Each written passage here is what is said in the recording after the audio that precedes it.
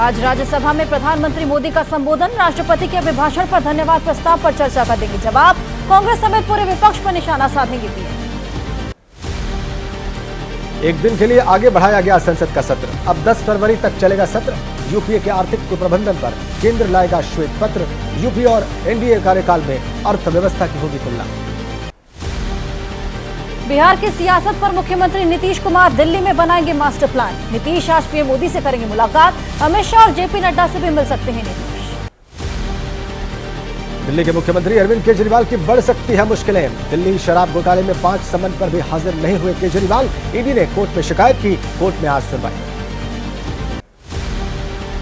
CM Arvind Kejriwal के पीए के घर ईडी की रेड। केजरीवाल ने एक्स पर पोस्ट में लिखा, 16 घंटे ईडी के 23 अफसरों ने छापेमारी की। गहन छानबीन के बाद कुछ नहीं मिला। ईडी पर परेशान करने का आरोप लगाया।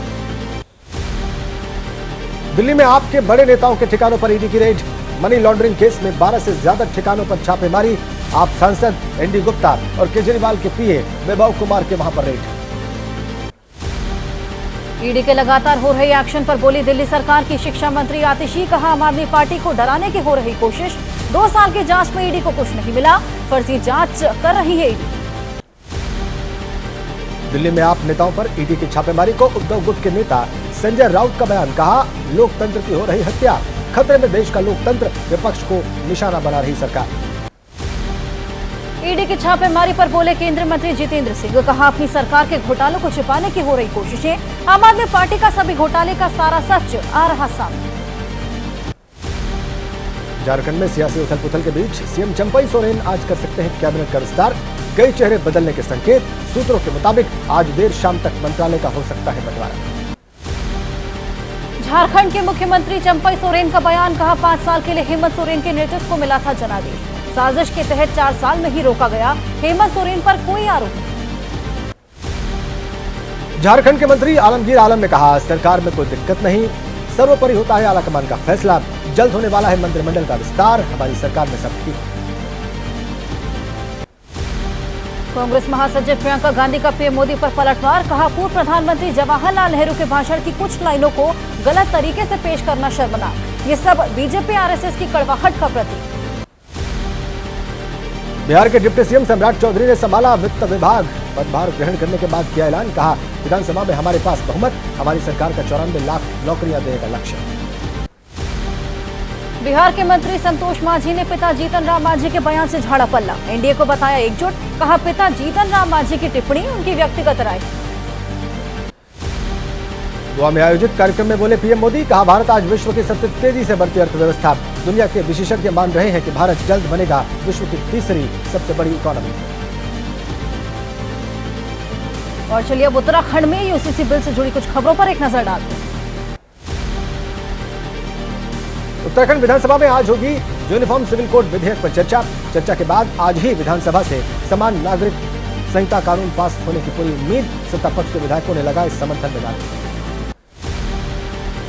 उत्तराखंड विधानसभा की कार्यवाही के दौरान विपक्ष के विधायकों का विरोध। विपक्ष के विधायकों ने जमकर हंगामा किया। विधानसभा की कार्यवाही के दौरान नारेबाजी की। बिल के विरोध में नारे लगाए।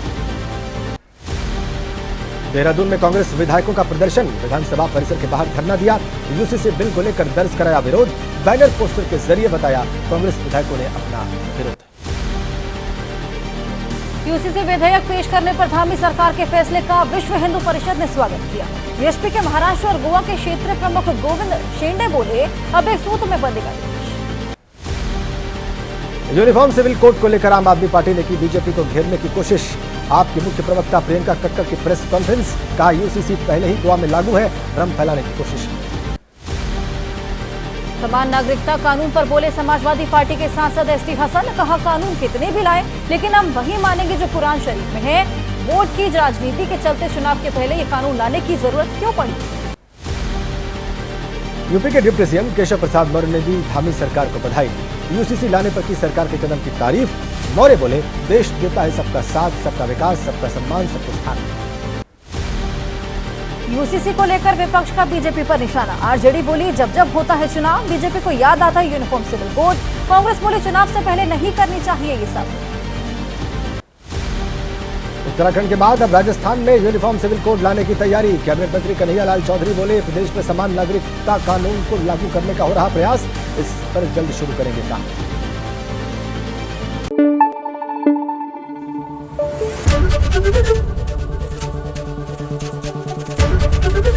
एबीपी न्यूज आपको रखे आगे।